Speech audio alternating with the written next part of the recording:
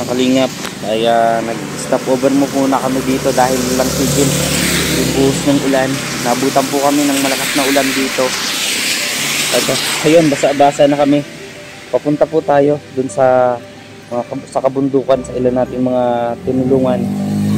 At ayun, maraming salamat mga kalingap sa suporta ninyo. 70,000 subscribers na tayo at konting-konti na lang ay maabot na natin yung pangarap natin ng silver play button ni YouTube. So ayun, kasama ko si Kuya Lan, official vlog. Ayan, pinakamasipag din talaga. At shoutout po kay Tita Net. Tita Net, maraming salamat. At napagkalooban tayo ng pandagdag natin sa ayuda, pambili natin ng bigas. At yung iba pala natin mga tinutulungan. Maraming salamat po. So ayun mga kalingap, medyo hulaw na. Sabak na naman ulit tayo. So ayun, God bless po mga kalingap. Kita-kits tayo ulit.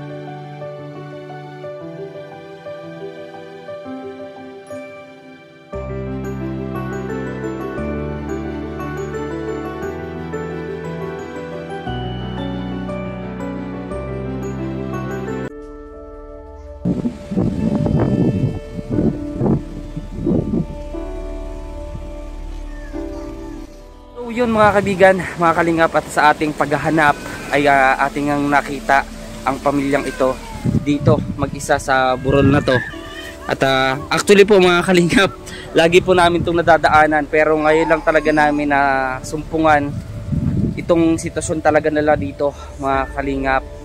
At kita po natin yung kanilang bahay dito. Ayun, magulat kayo mga kalingap kung sino ba yung ating nakilala dito. At kung ilang taon na ba siya, kung sino po yung kasama niya, kung ilan sila dito, magugulat kayo mga kalingat. At bago yan, nagpapasalamat po ako sa 70,000 subscribers natin. Maraming pong salamat. At mas patuloy po kami magsusumikap, magsisipag para makahanap ng talagang hikaw sa buhay. So nilapitan ko po si ate, tinanong ko siya kung ilan ba siya dito, kung ano po yung trabaho nila. At yun, halos kanina nga parang ramdam ko na gusto niya ng tulong natin. So kinausap ko siya at heto nga mga kalingap. At bago yan, subscribe nyo naman ang ating YouTube channel ng VGSkim Official. At maraming salamat sa mga hindi po nag-skip ng ating ads. So yun mga kaibigan, mga kalingap, ate, magandang hapon. At kanina nga tinanong kita, no? Bale, kayo lang dito nakatira. Ilang taon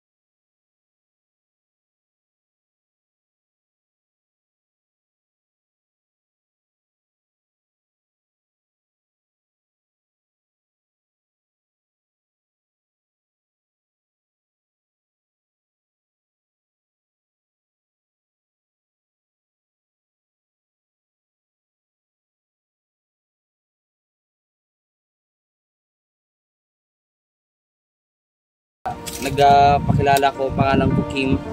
Kasama na ko ni Kuya Val Santos Matubang na hangarin din ay makatulong sa mga katulad ninyo. Ngayong Si Bibi, yung anak mo, gising na. Oo.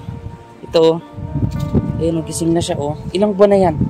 4 po. 4 na buwan. Ang liit niya, no? Sige ate, pasok ka dyan.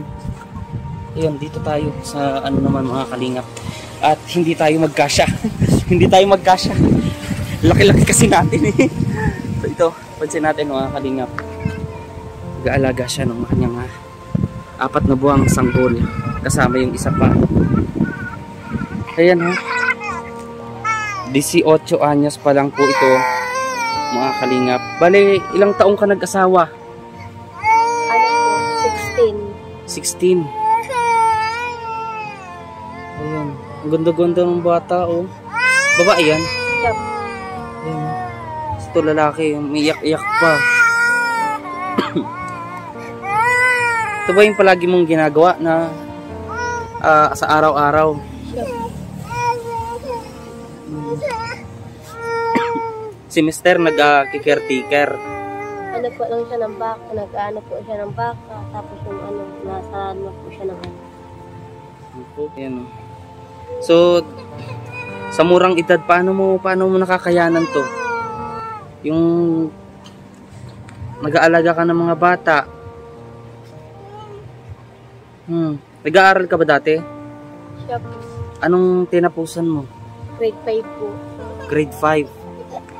Tapos, yun na, nagtrabaho ka? Siya po. Ano yung trabaho mo dati? Mag-aalaga rin po ng bata. Ano, iiyak pa naman. Anong pangalan ng anak mo? Panganay mong anak? Ryan po. Mukhang may sipon pa, oh. Yung mukhang inuubo pa nga. Ayan, oh, ang hirap naman po nila dito, mga kalingap. Dito lang po sa kubo-kubong ito, na maliit. Dito po sila na ninirahan. Di ba mahirap na kapag may bagyo, lumilikas ba kayo? Siya po.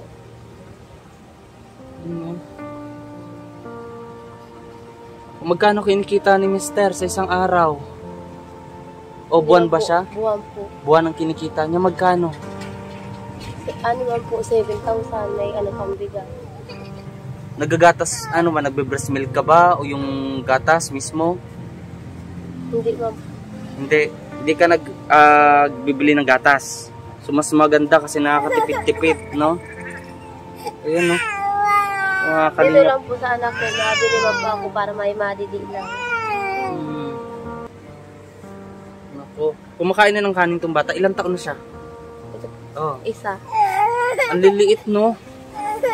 Ito, 4 na taon mga kalingap. Ay, 4 na buwan. Maliit. Ang liit niya.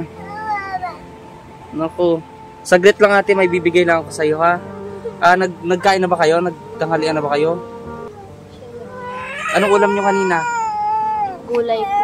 Lubi-lubi. Ayan, no? So, balik tayo mga kalingap at bigyan natin ng ating grocery na dala mga kalingap at dadalhan natin sila ng grocery at bigyan din natin ng cash ang pamilyang ito. So nandito na po sila sa may ilog na to mga kalingap. Ayun, naawa ako dito mga kalingap. Ayan, no? Ate, idagdag mo to. Anong pangalan mo nga ulit? Makeup. Nika. Ayan, pagdating ng asawa mo, pasabi, may pumunta dito.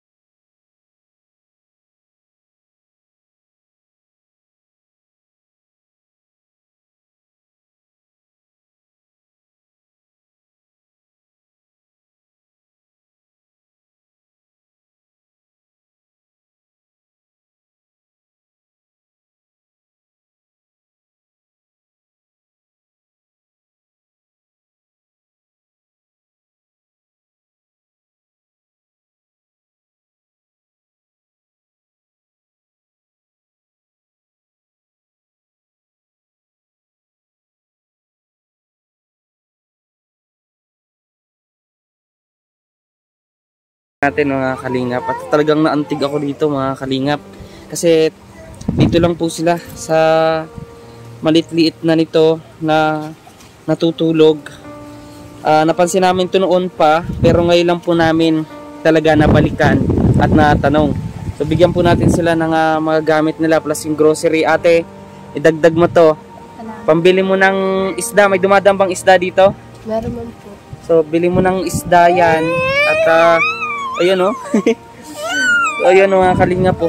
Ito dito po lang sila sa ano na to, bahay na to. Hindi ko pa alam kung ano yung sasabihin ko talaga, pero grabe po mga kalingap yung sitwasyon po nila dito. Lalo at mga bata pa po sila na nagkameron ng pamilya. Ayun. So ayun mga kaibigan, mga kalingap, at sana mabalikan natin to sila ni Kasa. Ngayon kasi nahihiya pa sila, pero nakita nga po natin yung sitwasyon nila, no? Talagang kawawa. So ngayon Nika, babalik kami sa sunod ha. Ayan o, anong pangalan ko ulit? Anong pangalan ko? Ayan o. Ayun, nahihiya pa. Pero ang pangalan ko Kuya Kim ha. Tawagin mo na lang ako Kuya Kim. At ayun mga bata, nag-iingat kayo. Uy, nag-ano siya ng toothpaste oh. So ayun, maraming salamat mga kalingap sa inyo pong panonood. At ikaw kuya, yung Kuya Rika, ito po pala mga kalingap. Yan na po si Mister. Ayan no. So ngayon ate, sabihin ko na, kamukha po ni Mister yung mga anak mo ha. Kuya, ang pangalan ko po Kuya Kim. So ilang beses na po kasi namin to nakita kayo dito. Meron pa nga ditong kubo dati. Ano po yun siya? Yun nga, nasira din. So ito nga, napansin ko itong bahay na to kasi solo-solo siya eh. Oo, bale yun, nagulat lang talaga ako dahil dito kayo nakatira, kayong mag-anak dito. Ilang taon na kayo nakatira dito? Ano na po, mahigit ng 1 taon.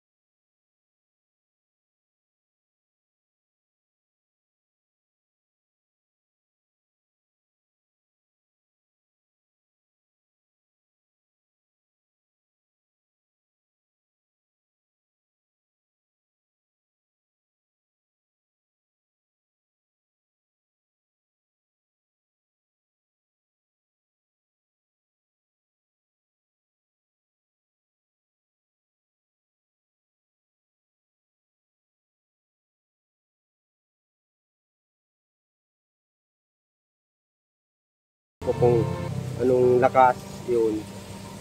Pipilitan po namin iwanan yung mga gamit namin dito.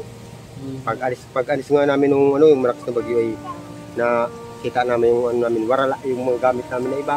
Sinamantalang kalakasan ng Ninakaw po. Nasa barangay kami na. Nako, no? Hirap, no, mga kalingap, no? Nung ganun na kapwa mahihirap, nung ninanakawan pa. Pero hindi ko sinasabi na pati yung mayaman nakawan, ha? Hindi ko pa sa tinotolerate yung ganun. Pero wag naman sana po tayo na manamantala ng kapwa nating mahihirap. Ano po yan, daling-dali lang dito sa yung barat namin, kahoy lang po baga. Doon parang sinikwat lang yung barat namin na ipasakapas ng pito. Yung mga ibang gamit namin. So ito kuya, at dito kayo kuya ni Ate Nika. So ayun, nagpapadede pala siya pero mamaya. So ayun, ano kuya, gusto mong tawag dito, sabihin sa asawa mo? Mukha siyang pagod na pagod din nung pagkakita ko kanina. Sabi ko po sa asawa ko, basta tsaga-tsaga lang, wala kaming habang buhay kami magkasama, walang iwanan kahit sa kahit ang hirap ng buhay, mararaw-saw na kami. Malaga, kung dito kami pamilya, mahal na mahal ko po ang asawa. So ito kuya, ano yung gusto mong sabihin sa ating mga manonood na sakali makapagbigay ng tulong sa inyo, lalo sa gamot at pagkain ng mga bata? Sa mga matulong po sa amin at saka sa mga taong may malasakit, nagpapasalamat po sa kanila. Utang na loob po. Ayun mga kaibigan, mga kalingap, Kuya Frank, maraming salamat po. At ito lang yung masasabi ko, hindi pa ito yung huli. Simula pa lang to. At kung ano yung kaya namin maitulong, igagawin namin para sa inyo, ha? At pangalan ko po pala ulit, Kuya Kim, huwag nyo sanang kalimutan. Hindi po ako politiko, katulad nyo lang din po ako na nangangarap makapagbigay ng tulong sa abot ng mga kaya. So, salamat po Kuya Frank. At Ate Nika, ayun, nagpapadede siya sa ngayon eh. So ayun, God bless po.